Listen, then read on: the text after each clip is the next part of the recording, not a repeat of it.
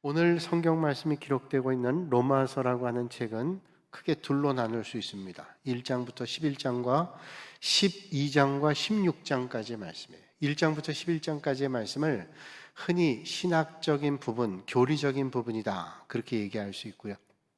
12장부터 16장까지의 말씀은 윤리적인 부분, 실천적인 부분이다 그렇게 구분할 수 있습니다.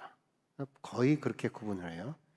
그런데 오늘 12장 말씀 시작하잖아요. 오늘 12장 말씀은 윤리적인 부분이고 실천적인 부분인데 이 윤리적 실천적인 부분에 제일 먼저 바울은 뭘 얘기하는가 하면 하나님께 드리는 예배에 대해서 말씀하고 있습니다. 오늘 1절에 이렇게 말씀하죠. 그러므로 형제들아 하나님의 모든 자비하심으로 너희를 권하노니 너희 몸을 하나님이 기뻐하시는 거룩한 산 제물로 드리라. 이는 너희가 드릴 영적 예배니라 말씀하고 있습니다. 그러니까 오늘 말씀이 거룩한 산 제물로 드리는 영적 예배 좀 특이한 차원이죠. 우리가 하나님 앞에 공예배를 드리는데 우리의 몸을 거룩한 산 제물로 드리는 게 영적 예배다. 예배의 또 다른 차원에 대해서 말씀해 주고 있습니다. 거룩한 산 제물로 드리라 그렇게 말씀했는데 거룩한 산 제물로 드리라 하는 말은 도대체 무슨 말일까요? 우리가 살아있는 채로 하나님의 제단에 올려져서 바쳐지는 그런 제물로 드리는 그런 말을 얘기할까요? 이것은 교회에서 드리는 예배뿐만이 아니라 우리의 삶이 예배가 되어야 된다고 하는 것을 말씀해 주고 있습니다. 생활 속에서 믿음으로 살아가는 것을 말합니다. 이게 하나님 앞에 산 제물로 드리는 영적 예배라고 말씀하는 거죠. 우리가 저 사람이 신앙이 참 좋다, 그렇지 못하다라고 이야기하는 것 가운데 가장 중요한 것은 그 신앙이 균형을 잡고 있는가 하는 것입니다.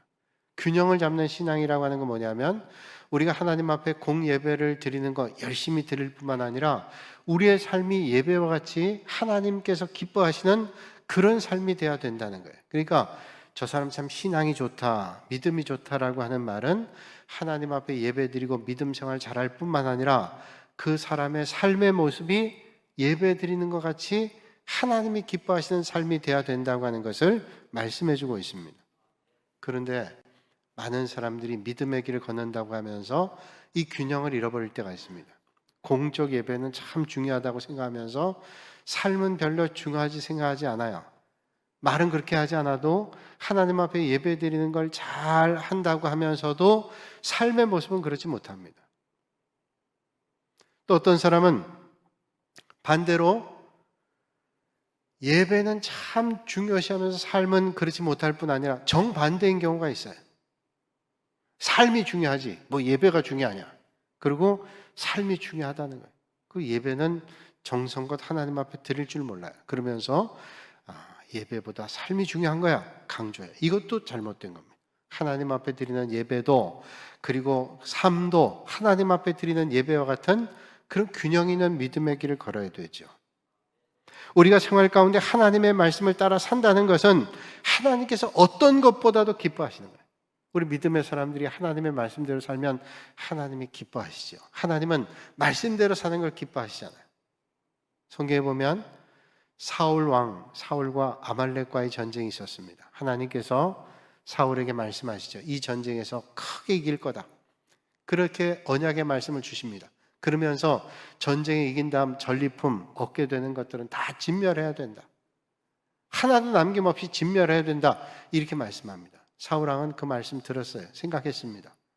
그런데 전쟁하고 나니까 전리품 가운데 좋은 것들이 많아요. 마음속에 생각하기를 이 좋은 것들을 진멸한다는 건 너무 아까운 일이다 생각하고는 좋지 않은 것들은 없애버리고 좋은 것들은 남겨놨습니다. 하나님께서 기뻐하지 않으셨어요. 사무엘 선지자를 보냈습니다. 사무엘 선지자가 그 일들에 대해 추궁했습니다. 왜 하나님께서 말씀하신 대로 그 말씀에 순종하지 않고 그 좋은 것들은 다 남겨뒀냐 말하니까 사울이 변명하죠. 보시다시피 좋은 것들은 제가 하나님 앞에 정성껏 드리기 위해서 내버려뒀습니다. 그럴듯하잖아요. 그때 사무엘 선지자가 아주 유명한 말하죠. 순종이 제사보다 낫다. 네가 아무리 대단한 제사를 드린다 할지라도 순종함이 없는 제사, 제물 하나님 받지 않으세요. 하나님은 순종하는 것을 기쁨으로 받으신다는 거예요. 여러분, 오늘 우리가 드리는 어떤 제물보다 하나님의 말씀대로 사는 것을 받으시는 하나님 기뻐하시고 그것을 영적 제사라고 하나님께서 받으십니다. 그렇다면 산 제물로 드리는 영적 제사란 또 어떤 의미일까요? 여러분, 산 제물로 드리는 영적 예배, 여러분 산 제물로 드린다는 것은 제물을 드려서 죽게 하는 거 아니에요. 살아있는 제물을 갖다 드리는 거 아니에요. 산 제물 아니에요. 여러분, 구약의 제사를 드리면 제물을 갖다 바칩니다. 피를 다 쏟고 각을 떠서 불에 태워서 하나님 앞에 번제로 올려드립니다. 남김없이 태워 올려드립니다. 산 제물을 하나님 앞에 드리는 거예요. 이게 산 제물로 드리는 영적 예배라는 거예요. 그렇다면 우리가 하나님 앞에 우리 자신을 제물로 올려드려서 우리가 각을 뜨고 피를 쏟고 태워서 하나님 앞에 드리나요? 그럴 수는 없죠. 우리가 산 제물로 드린다는 것은 나를 포기하는 거예요. 내 생각과 내 뜻과 내 계획과 판단을 내려놓고 하나님의 뜻과 계획과 판단과 생각 앞에 온전히 맡겨드리는 것, 이게 산 제물로 드리라는 거예요. 여러분, 본래 구약의 제사는 제물을 하나님 앞에 드려요. 그래서 아까 말씀드린 대로 각을 떠서 피를 쏟고 다 하나님 앞에 태워드리는 제물이에요. 그런데 신약의 제물은 그렇지 않죠. 신약의 제물은 뭐예요? 하나님 앞에 나를 드린다라고 하는 것은 목숨은 살아있지만 내가 죽는 거예요. 내 자아가, 생각과 판단과 계획이 죽는 겁니다. 그렇다면 이렇게 생각할 거예요. 아니, 그러면 예수 믿는 사람은 아무 자기 생각도 없고 판단도 없나? 그게 아니죠. 우리 예수 믿는 사람들의 마음에도 욕망이 있어요. 욕심도 있고 생각도 있습니다. 우리 예수 믿는 사람 마음에도 끝없이 욕망이 끓어오릅니다. 그런데 그 욕망을 따르지 않고 하나님의 뜻을 따른다면 욕망을 죽이는 거예요. 십자가를 못 박는 거죠. 내 속에 어떤 데는 예수 믿는 사람도 분노가 차오를 때 있습니다. 그런데 감정을 따르지 않고 하나님이 원하시는 대로 행한다면 감정에 대해서 죽는 것입니다. 내 생각에 옳다고 생각되는 게 있다 할지라도 하나님의 말씀에 비춰볼 때 그게 아니라고 생각하면 내 생각을 접는 거예요. 아무리 내 생각이 이게 맞는 것 같아도 하나님의 말씀에 비출 때 하나님께서 그거 아니라 그러면 내 생각을 죽이는 겁니다. 십자가 못 박는 거예요. 성경에 보면 베드로 같은 사람이 그거죠. 자, 갈릴리 바다에서 잔뼈가 굵은 베드로가 고기를 잡다가 한 마리도 못 잡고 돌아와서 그물 정리하는데 예수님께서 깊은 데로 가서 그물 던져라. 자기의 생각과 경험과 판단으로는 도저히 될 수 없는 일이에요. 그런데 말씀에 의지해 갔다고 성경은 말씀합니다. 그러니까 자기의 생각과 경험과 모든 것들을 죽게 하는 겁니다. 누군가 내 자존심 건드렸습니다. 상대에게 심한 말이라도 한번 하고 대갚아주고 싶어요. 그런데 하나님이 원하시지 않기 때문에 포기했다면 내가 죽는 거예요. 자존심 죽었습니다. 너무나 하고 싶은 일이 있는데 하나님의 말씀에 금지하는 것이기 때문에 포기했다면 내 소원을 죽이는 겁니다. 십자가 못 박는 거예요. 이게 하나님 앞에 드리는 거룩한 삶 제물이에요. 내가 하고 싶은 거 다 하고 내 생각대로 다 하고 하나님 이것만은 안 됩니다 라고 생각한다면 아니라는 거예요. 어제 밤에 설교 준비하면서 어떤 책을 봤는데요. 그 책에 그런 얘기가 나오더라고요. 어떤 분이 이제 선교하는 그런 분이에요. 선교사님은 아니고 선교단체에서 선교하는 분인데 이분이 돈 2억을 해결해야 되는데 그 2억을 해결하기 위해서 500만 원을 먼저 갖다 내면 그 2억을 해결할 일이 뭐 간단하게 해결되는 일이 있대요. 뭐 그런 일들인데 500만 원이 있으면 되는 거예요. 복잡하게 얘기지만 내용 그거예요. 그러니까 2억을 해결하기 위해서 500만 원만 있으면 되는데 그 500만이 자기 수준에 없었대요. 근데 수중에 없었는데 있었는데 그게 뭐냐면 수중에 없는데 있다는 건 뭐냐면 내 돈이 하는데 공금이 있었대요. 공금 뭐냐면 선교를 위해서 모아놓은 여러 사람들이 한 500만 원 자기가 선교 관리하니까 그걸 가지고 있었는데 그거 500만 원 먼저 쓰면 다음 날 갚을 수 있었대요. 그래서 고민했다는 거예요. 이거 500만 원 갖다가 갚고 내일 또 그 찾아오니까 갖다 채우면 되지 않냐. 하나님 앞에 기도하는데 하나님이 안 된다. 그러더니 안 된다. 아니 내가 이거 안 되면 당장 2억을 갚아주게 생겼는데 안 된다. 우리가 합리적으로 생각하고 이성적으로 생각, 그거 뭐 안 될 거 어딨어. 혹시 생각한 사람이 있을지 몰라. 그런데 그 기도하는데 이거는 네 게 아니라 하나님의 돈인데 네 마음대로 하면 안 된다. 이걸 자꾸 얘기하는. 그래서 내가 2억의 어려움을 감당해야 되지만 그 꾹 참고 그냥 손 안 댔대요. 그 나중에 간증하는데 걔네가 손해를 봤냐? 어려움도 겪었죠. 그런데 하나님께서 그 마음을 기뻐 여기셔서 은혜를 베풀어 주셨대요. 여러분 우리가 간단한 것들 내가 조정할 수 있는 것들은 내가 포기할 수 있고 죽을 수 있어요. 그러나 내가 이것 때문에 정말로 어려움에 빠질 수 있어도 하나님의 말씀에 따라서 내가 죽어지는 거, 이게 십자가에 죽는 거. 이게 하나님 뜻대로 사는 거고 영적 제사로 하나님 앞에 드리는 거예요. 이런 영적 예배를 드리기 위해서 아무나 될까요? 여러분 교회 처음 나온 사람이 영적 예배를 드리기 위해서 내가 거룩한 산제물로 드리냐? 어려울 거예요. 그러면 영적 제사를 드리기 위해서는 어떻게 해야 될까요? 영적 제사를 드리기 위해서는 영적 성장을 해야 돼요. 영적 성장을 하지 않으면 도저히 영적 제사를 드릴 수가 없어요. 로마서 7장 19절 이하에 보면 바울이 그런 고백하죠. 내가 원하는 바 선은 행하지 아니하고 도리어 원하지 아니하는 바 악을 행하는도다. 바울은 선을 행하려고 그러는데 악을 행한대요. 그러면서 그가 계속 고백하는 건 뭐냐면 내가 선을 행하려고 하는데 악을 행하고 그래서 나중엔 탄식하지요. 오호라 나는 곤고한 사람이라. 누가 내 이 사망의 법에서 나를 구원하랴. 곤고한 그런 삶이에요. 여러분 예수 믿는 사람이 예수 믿는다 그래서 그런 고민이 없나요? 계속 고민할 때 있어요. 믿음의 선배였던 위대한 믿음의 선배인 바울도 고민을 했어요. 영적 성숙이 있는 사람도 고민을 했어요. 그러니까 우리 뭐 어쩔 수 없이 고민하며 살아야지. 아니요. 성장해야 돼요. 영적으로 성장해야 이런 고민이 줄어듭니다. 바울이 두 가지 고민을 발견했잖아요. 내가 육신의 삶을 살기도 하고 영적인 삶을 살기도 해요. 영적인 삶을 살기 원하는데 육신에 내가 져서 허덕일 때가 있어요. 그래서 곤고한 사람이라고 고백하죠. 그런데 여러분 이런 싸움이 우리에겐 계속 있어요. 그런데 이 싸움에 승리할 수 있기 위해서 어떻게 해요? 영적 성장해야 돼요. 성숙해야. 그래야 하나님이 주시는 능력으로 이겨나갈 수 있어요. 오늘 이 아침에 어떤 영적 싸움에도 하나님의 도우심으로 성령님의 인도하심으로 영적 싸움에 승리하시는 여러분들이 되시기를 주님의 이름으로 축복합니다. 그러기 위해서 어떻게 해야 될까요? 오늘 2절의 말씀이에요. 이 세대를 본받지 말고 너희는 이 세대를 본받지 말고 세 번역엔 말씀하기를 여러분은 이 시대의 풍조를 본받지 말고 라고 말씀해요. 그러니까 우리가 이런 영적 전쟁에서 승리하기 위해서는 영적으로 성숙해야 되고 성장해야 될 뿐만 아니라 틀림없는 것은 지금 이 세대를 본받으면 안 돼요. 이 세대가 흘러가는 대로 따라가면 안 된다는 거예요. 그렇다면 이 세대가 어떤 세대입니까? 이 세상은 하나님 없이도 살 수 있다고 생각하는 사람들이 많은 세대. 하나님 없이도 살 수 있어. 문명이 발전할수록 과학이 발달할수록 많은 것을 누리면 살수록 하나님이 없어도 살 수 있다고 생각하는 거예요. 미국의 9.11 테러로 월드 트레이드 센터가 무너질 때 사람들이 교회로 몰려왔습니다. 아무리 발전해도 하나님이 돌보시지 않은 인생은 보존할 수 없구나 깨달았어요.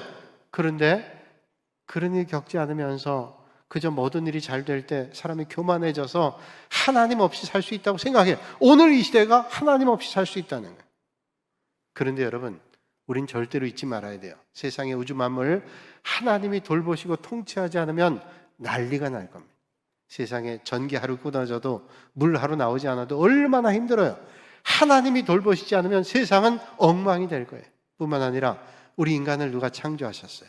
하나님께서 세상을 창조하시고 우리 인간 창조하셨죠. 그리고 우리의 코에 생기를 훅 하고 불어넣으셨습니다. 그래서 우리가 생명이 됐다고 성경에 말씀해요. 그래서 우리 인생은 창조하신 하나님의 뜻대로 살지 않으면 절대로 올바로 살아갈 수 없다고 성경은 말씀해 줍니다. 왜 사람들이 오늘 사람으로 해서는 안 되는 일들을 자꾸 할까요? 하나님이 잊어버려요. 하나님 없이 살 수 없다는 사실을 깨닫지 못하는 거예요. 그 세상에 있는 사람들이 하나님 없이 살 수 있다고 생각하기 때문에 도저히 사람으로 할 수 없는 일들을 하고 사는 거예요. 에베소 2장 2절의 말씀 보니까 그때 너희는 그 가운데 행하여 이 세상의 풍조를 따르고 공중의 권세 잡은 자를 따랐으니 곧 지금 불순종의 아들들 가운데 역사하는 영이라. 이 말은 뭐예요? 이 시대에 사단의 종로로 타는 사람들이 있고 악령에 이끌려가는 사람이 있어요. 마귀에 끌려가는 사람들이 많아지는 세상을 살아가고 있다는 거예요.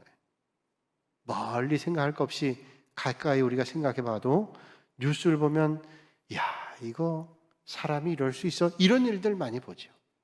세상이 왜 이러지? 이런 일들 많이 봅니다. 하나님께서 이 세상을 통치하시는 것을 우리가 따라 살지 않으면 그렇게 된다는 거예요. 얼마 전에 뉴스를 보니까요, 제주도에서 개가 화살에 맞아가지고 6시간을 고통 가운데 돌아다녔대요. 그러니까 그 개는 양궁하는 화살에 맞았대요. 그걸 조사해 보니까 양궁 화살, 누가 양궁 화살을 딱 쏴가지고 가슴을 관통시켜서 개가 6시간 동안 돌아다녀. 얼마나 고통스럽게. 실수로 쐈을까? 그런데 가끔 보면요, 고양이나 개를 화살로 쏘는, 활을 당겨가지고 화살 쏴가지고 마친 일들이 있대요. 그 사람의 마음으로 할 수 있어요? 고양이를 아파트에서 귀찮다고 집어 던진 사람도 있어요. 동물이라고요? 어떤 사람들은 사람이 밉다고 죽이기도 해. 이거는 마귀가 역사하지 않는 이상 어떻게 그런 일이 있을 수 있어요? 그렇다면 어떻게 해야 될까요? 오늘 성경 말씀하시기를 그렇게 살지 않고 올바로 살기 위해서는 마음이 변화를 받아야 됩니다. 악령이 지배하는데 끌려가는 삶을 살지 않고 마음이 변화되어야 하나님의 뜻대로 살 수 있대요. 그래서 오늘 2절에 말씀하죠. 오직 마음을 새롭게 함으로 변화를 받아. 마음을 새롭게 함으로 변화를 받아야 돼요. 그런데 오늘 말씀 보니까 자세히 보셔야 돼요. 마음이 변화를 받아야 된대요. 내가 마음이 바뀌어야 된다고 말씀하지 않고 마음이 변화를 받아야 된대요. 학교 다닐 때 배우셨죠? 능동태가 아니라 수동태예요. 마음이 변화를 내가 하는 게 아니고 누구예요? 마음이 변화를 받는 겁니다. 수동태입니다. 받아야 돼요. 그러니까 내 마음의 변화가 내 의지로만은 되지 않는다는 거예요.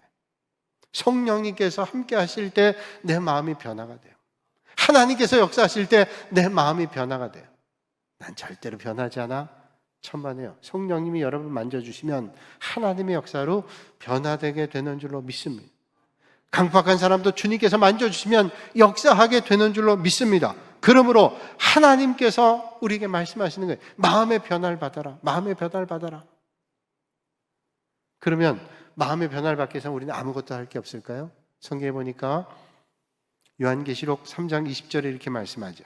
볼지어다 내가 문 밖에 서서 두드리노니 누구든지 내 음성을 듣고 문을 열면 내가 그에게로 들어가서 그와 더불어 먹고 그는 나와 더불어 먹으리라. 주님께서 문을 두드리시는데 문을 열어야 돼요.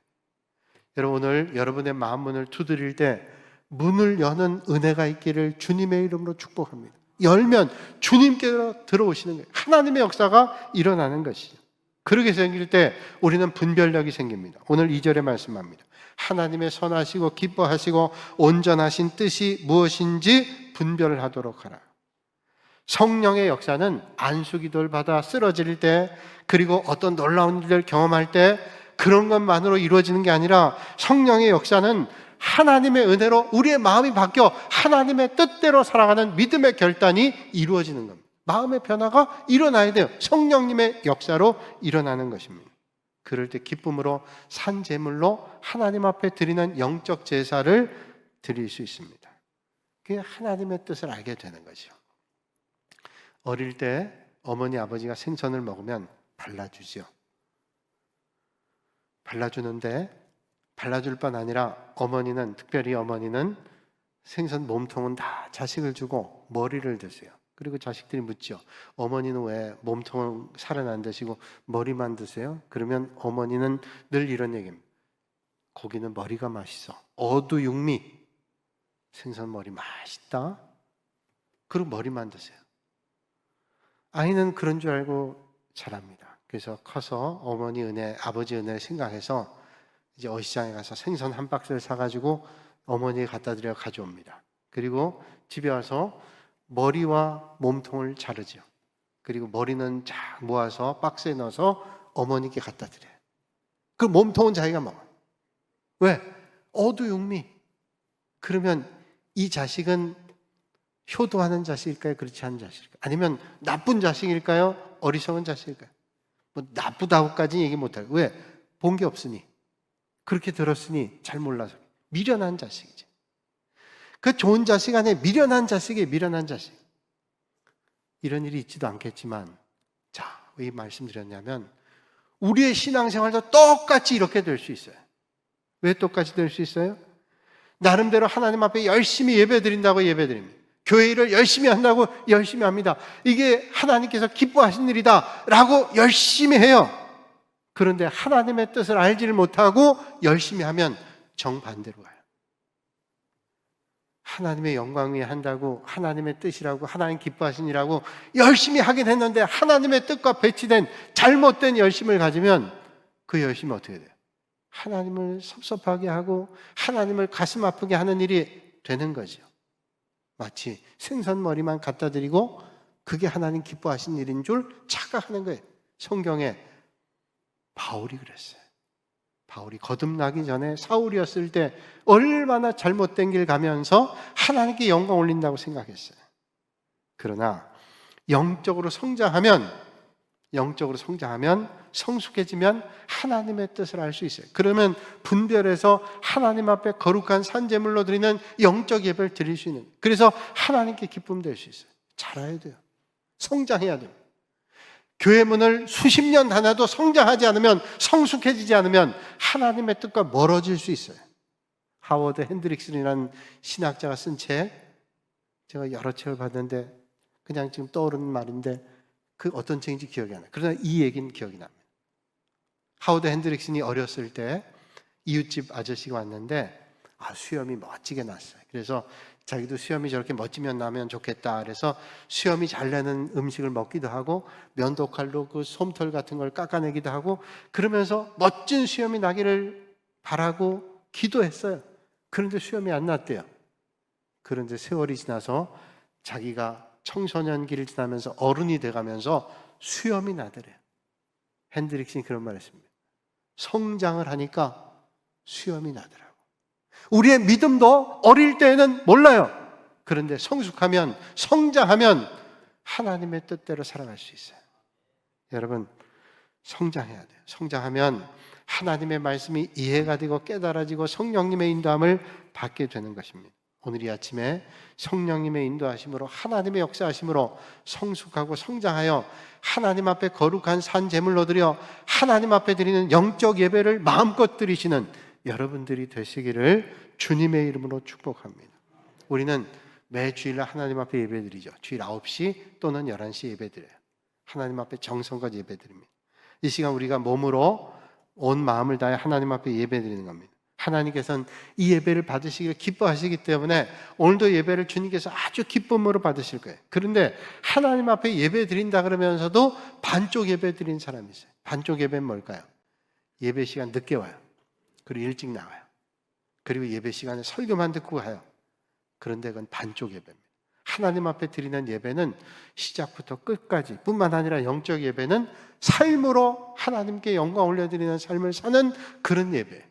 그렇다면 우리가 찬송하는 것도 하나님 받으신 예배요, 기도하는 것도 하나님 받으신 예배요, 찬양대가 찬양하는 거 함께 올리는 것도 하나님 앞에 드린 예배요, 설교를 듣는 것도 하나님께 드린 예배요, 헌금 드리는 것도 하나님께 드린 예배요, 축복기도 받는 것도 하나님께 드린 예배.